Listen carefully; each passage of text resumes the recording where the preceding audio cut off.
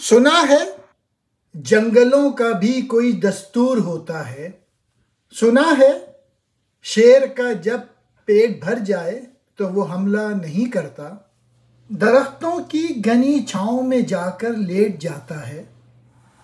ہوا کے تیز جھونکے جب درختوں کو ہلاتے ہیں تو مینا اپنے بچوں کو چھوڑ کر کوے کے بچوں کو تھام لیتی ہے۔ سنا ہے گھونسلے سے کوئی بچہ گر پڑے تو سارا جنگل جاگ جاتا ہے۔ سنا ہے جنگلوں کا بھی کوئی دستور ہوتا ہے۔ سنا ہے جب ندی کے کسی پانی میں بے کے گھونسلے کا گندمی سایہ لرزتا ہے تو ندی کی روپیلیاں مچھلی اس کو پڑوسی مان لیتی ہیں۔ کبھی طوفان آ جائے، کوئی پل ٹوٹ جائے، کسی لکڑی کے تختے پر گلہری، سانپ، چیتا اور بکری ساتھ ہوتے ہیں۔ سنا ہے جنگلوں کا بھی کوئی دستور ہوتا ہے۔ بندہ جلیل و معتبر، منصف و اکبر، میرے اس شہر میں اب جنگلوں ہی کا کوئی دستور نافذ کر۔ سنا ہے جنگلوں کا بھی کوئی دستور ہوتا ہے۔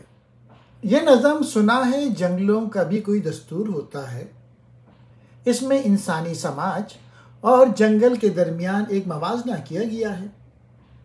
شاعرہ نے یہ بتانے کی کوشش کی ہے کہ جنگل میں بھی ایک غیر تحریری قانون اور ہم آہنگی موجود ہوتی ہے، جہاں ہر جاندار اپنے حصے کا کردار نبھاتا ہے اور کسی نہ کسی طور پر دوسروں کے لیے محفوظ راستہ پیدا کرتا ہے۔ اس نظم میں شیر کا حملہ نہ کرنا یہاں پہ بتایا ہے کہ جنگل میں بھی ایک اصول ہے، جیسے شیر اپنی ضرورت پوری ہونے کے بعد بلا وجہ شکار نہیں کرتا۔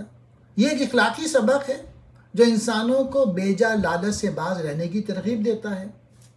ندی اور بے کے گھونسلے کا ذکر، ندی کی مچھلیاں اور بے کے درمیان تعلق کو ایک مثال بنایا گیا ہے کہ کس طرح مختلف مخلوقات ایک دوسرے کے وجود کو قبول کرتی ہیں اور ایک دوسرے کے ساتھ رہتی ہیں۔ مینا اور کوے کے انڈے، شاعرہ یہ پیغام دینا چاہتی ہیں کہ قدرتی آفات یا مشکلات کے وقت جاندار ایک دوسرے کی مدد کرتے ہیں، حتیٰ کہ دشمن بھی۔ بچے کا گرنا، جب ایک معصوم جانور کسی مشکل میں پڑتا ہے تو پورا جنگل اس کی مدد کے لیے جاگ اٹھتا ہے۔ یہ انسانوں کے لیے ایک سبق ہے کہ ہمیں بھی ایک دوسرے کی مدد کے لیے کھڑا ہونا چاہیے۔ لکڑی کا تختہ، قدرتی آفات کے وقت جنگل کے مختلف جانور دشمنی چھوڑ کر ایک ساتھ ہوتے ہیں۔ یہ انسانوں کو اتحاد کا درس دیتا ہے۔ نظم کے آخری حصے میں شاعرہ خدا سے دعا کرتی ہے کہ جنگل کے اصولوں کو انسانوں کے معاشرے میں نافذ کیا جائے، کیونکہ یہاں ناانصافی، بے رحمی اور ظلم کا راج ہے۔ یہ نظم انسانوں کے معاشرے کے بگاڑ اور جنگل کی مثالی اخلاقیات کے درمیان تضاد کو بیان کرتی ہے۔